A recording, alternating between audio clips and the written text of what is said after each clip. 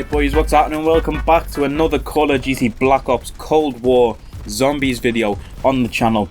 And I say another, but I think this is actually the first. We are on Dead Ops Arcade, as you can see and as you can tell, and which is probably the reason you've clicked on this video. But we are on Dead Ops Arcade 3. I used to play this a lot back in the day on Black Ops 1. I love this game mode. But yeah, like I say, this is the first video on zombies on Cold War. We've got a lot of Die Machina gameplay coming, so make sure you hit subscribe with notifications on so you don't miss any of that. But as we can see, boys, straight away, we've completed round 20 right there. Round 20 is complete, and it says Portal to the Wild. Now, there is a place on Dead Ops Arcade 3 called the Wild, which you do teleport to a few times per game. And as you can see right here, at the end of round 20 is when the Room of Fate does become unlocked, and you do teleport to the Wild. And as you can see, as we go through the little transition, we appear in like a little temple type place with all statues and that. It says the Wild, and it says you must climb to reach your destiny. Now, straight away, as soon as I see the word Destiny, I'm thinking about the Room of Fate. Now, I've been thinking about the Room of Fate this whole game, because from Black Ops 1, obviously, I always remember the Room of Fate. That was being, like, a main part of the gameplay, and hoping that you got that Fate of Firepower for that permanent death machine. But as you can see, we are just going through, exploring this little cave here. I go up to the door there, and it says that you need a key. So, my man Mike does have the key on him, so we're going to wait for Mike to open the door there. You can actually flip your camera angle on Dead Ops Arcade 3 with pressing right on the D-pad. I'm not sure if that was in the other years, but it's very helpful for when the camera like spins around, which you'll see very shortly as well once we do open this gate.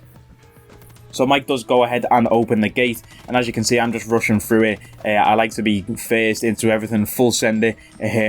Obviously, I wanted to pick up all of the loot before all my teammates got there as well. Now, as you can see, we are on like a volcano type thing. We're just going round in a circle. You can see the lava either side of us. Now, that message at the start did say climb to reveal your fate or destiny, whatever it said. So, as you may be able to tell, you're literally just going to go around this volcano in circles until you reach the top. Obviously, along the way there are enemies. You probably can't see any right now because someone's spamming the channel like against the wall or something like that, so there's just bare dust everywhere. You can't see nothing, but obviously we encountered a few enemies from that big skull head, which does actually spawn them. Those skulls, make sure you destroy them because they are spawners. We walk under the bridge there, and like idiots all try and get on this little like lift thing, thinking it'd take us up, but it didn't work out that way. So yeah, we just keep going round in circles, boys, round this this volcano looking thing. You can see the skulls there. We didn't actually find out till later in the game that those skulls are spawners, which you'll probably see in the gameplay. We stand there for about 5 minutes before destroying the skull, thinking, why is there so many enemies? I am just going to let the gameplay play out in the background. I will pop in a few times to like make a few points, stuff like that. But until we reach the top, boys, if you do want to watch the gameplay, obviously feel free to stay and watch it. If you just want to see the Room of Fate, feel free to skip ahead as well. But I know some people do like watching the gameplay and seeing how we deal with certain things going around this this volcano type thing, tower especially. So I'm going to let this play out, and I'll like jump in with a few words and messages when I do need to, boys. So hopefully you do enjoy it.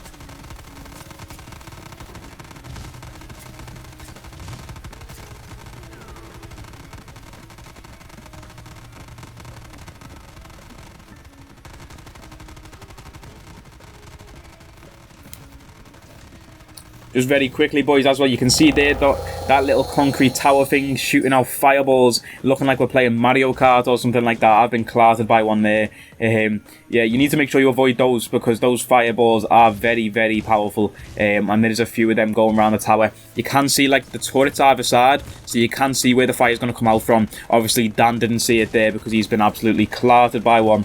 He's just been headshot by one. So we do need to fall back and make sure we revive Dan. Obviously, in Dead Ops Arcade 3, you can actually revive your teammates by standing on top of them while they're down. It does take a while, but if you get all 3 of your teammates standing on top of one guy, it does revive them very quickly compared to just letting it play out by itself. So obviously me and Mike jump on there while John is rushing ahead. Me and Mike jump on Dan, get him revived. You can see in the bottom right there, just above his name, you can see the timer going up as like very fast because there was 2 man reviving him. I think this might be it where we don't realise about the spawner, or it might be a bit further around. You can see like the skull there, it's got the health bar above it. Make sure you destroy them. The first time you go to the wild as well, there was loads of those around, and like my mates just ran to the exit, and I got clouted by a few zombies because they didn't destroy the spawners. So make sure you go ahead and destroy the spawners. As you can see there, I'm just flipping around the camera, experimenting with that, making sure I don't get hit by the trap. Obviously Dan didn't get the message there. I think that's Dan has gone down. Oh no, he survived actually.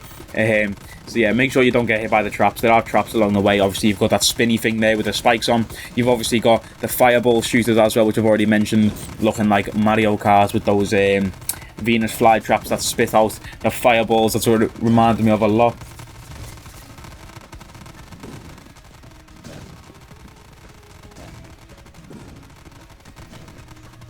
And again, another trap that we come up to, looking like something out of a...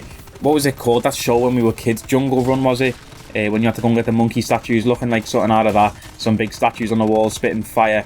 I don't actually know how to tell if they're going on and off, because like they flash sometimes, like they're heating up or something, so it's a bit weird. But just make sure you don't get hit by the fire, you know, you can just go underneath them.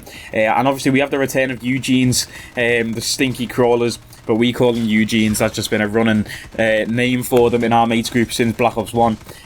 We call them Eugenes. Don't ask why, but yeah, so we've got stinky crawlers back. We need to make sure to destroy the stinky crawler head, which is very scary looking, you know. It's proper disgusting, like that, the crawler heads. Almost as disgusting as the smell that they leave when you kill them. So make sure you get rid of the spawners, like I've already said. And yeah, just keep working your way around obviously the volcano type thing, whatever you want to call it, that we are walking around. Now there's a few secret paths and passageways, I do believe, on this. This is our first game of Dead Ops right here that you're witnessing. The only game that we've played so far, to be fair. So we are still learning the game ourselves, but we did find the Fate Room, so I wanted to bring that today in the video. Now, as you can see here, we are getting swarmed by zombies, but we've also got to make sure not to get hit by the fire. It's pretty straightforward. You know, if you hug the wall, the zombies do sort of line up for you in a nice straight line, which you can just pepper them with your gun, obviously. But once we get around this corner, it starts going a bit scatty with all of the fireballs, which you'll see in a moment. We have to bring out the fancy footwork. You know, we have to throw in a few spin moves and jukes. Look at this footwork. Oof. Dodge and weave, ankle breaking, yeah. And now this is it actually. This is the bit where we don't realise about spawners, or we first realise about spawners. I pick up a death machine there. I should have just ran through, destroyed the spawner, killed everyone, but we start falling back. I do believe these are like the Spartan zombies that have like shields in that. So sometimes when you hit them, you don't deal any damage. You can see like blue arrows flashing up for where we're not doing any damage because you're hitting the shield. But obviously they're straightforward to deal with. They're just like little skeleton. I think the skeletons, I don't even think they're zombies. Little skeletons with shield and sword. Or they might just be zombies and I'm just chatting shit. But as you can see, we have stood here for a good few minutes, just peppering all the zombies. Because obviously they've got the two fireball machines there, so they're just feeding through in a nice straight line for us. But it's very hard to push this spawner as well, because obviously every time they spawn in, there's quite a few of them, and they're all coming in the same like lane through that little gap at the side of the fireball machine. So we're dropping back, making sure not to get like swarmed by the zombies, but you've also got to push forward to make sure you destroy the spawner. And I think that's what we've sort of realised soon. Like, hey, we need to like keep pushing forward, you know, and destroy that thing in the back, because obviously we can see them spawning all around it. With the Eugenes, I think they come out of the mouth of the spawner as well, so that's a bit more obvious. But with this one, they just come out of the ground around it, and obviously one of us would have noticed it and said, listen, we need to push. I don't know when we do actually say that, because obviously we're not pushing right now, but obviously John takes one for the team, and just legs it through, trying to push. Takes one for the team, as he always does, our John.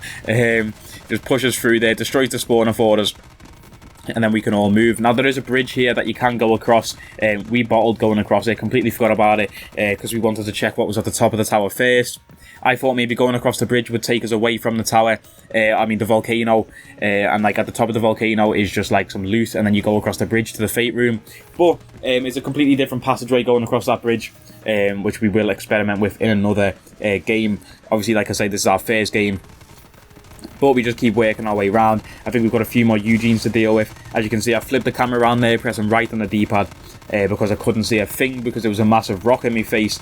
So We flip the camera around, deal with a few more Eugenes. There is actually a boss battle at the top of the tower, which we're getting very close to. As you can see, we are just moving around, trying to destroy this ugly ass spawner.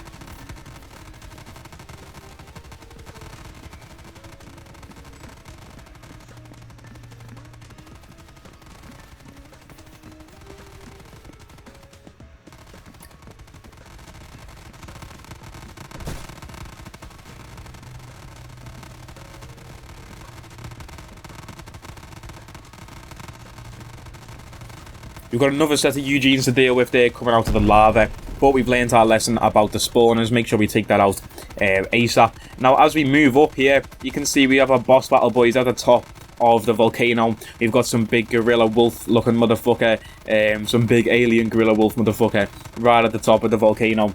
And obviously he clarts John there. Like I say, he takes one for the team again. Does John. He gets absolutely clarted. Me and Mike fall back. Dan full sends it like Carlos Sainz up the inside. I'll turn one in Magello. So we send Dan full sends it. Me and Mike take the behind and kill the alien wolf gorilla motherfucker. Now we move up to this purple kanji looking type gate. Press and hold X or square on that and it does reveal it. Now we have two choices, jump in the lava or jump in that little square next to us. And I'm thinking, is it the lava or is it the square? That lava is looking like an infinite water source from Minecraft that's been poorly done, the way it's flowing into one spot. Now we're debating in the party, should we jump in or not? And somebody's got to take one for the team. Of course, it's John. He jumps right in the lava, takes one for the team again, and dies straight away. So make sure you don't jump in the lava thinking it's like some secret like lava pool.